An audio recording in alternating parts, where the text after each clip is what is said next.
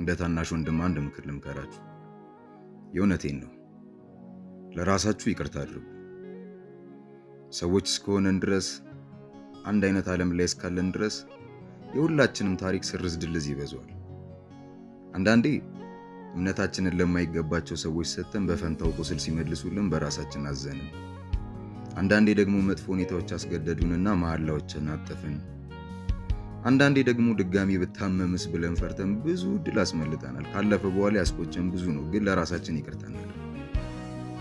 ስህተቶቻችን ትናንሽ ወይም ቅጣት የማያስፈልጋቸው የማይገባቸው ስለሆኑ ሳይሆን ከአምላካችን ምሕረት ከሱ ስለማይበልጡ ስለማይጠነክሩ። ያለፈው ጨለማ ታሪክ ዛሬ ጥላውን ሲያጠላ ዝም ካልነው ነገ ደግሞ ሙሉ በሙሉ ህይወታችንን ይውጥብንና ሌላ ጥፋት እንደምራለን። ይኸውላችሁ እግዚአብሔር ጸጋውን ያዘጋጀው ለደከሙና ድካማቸውን አምነው አምላኬ ታስፈልገኛለህ ላሉት እሱ ፍጹምና ብቁ እንድንሆን ሳይሆን በቤቱ እንድንቆይ ነው ደስታው። የሕክምና ቦታችን እሱ ስለሆነ ማለት ነው። ከተገኘንለት ጠባሳ ሳያስቀር ያለ ቁስል የሚፈውስ አምላክ ነው። በራሳችሁ አዝናችሁ አንድ ቀን ሁለት ቀን እያላችሁ እግዚአብሔር ያፈረባችሁ እየመሰላችሁ እውነት ወደ ቤቱ መሄድ ያቆማችሁ ሰዎች ዛሬ ነገ ሳትሉ ወደ ቤት ቸርች ሂዱ።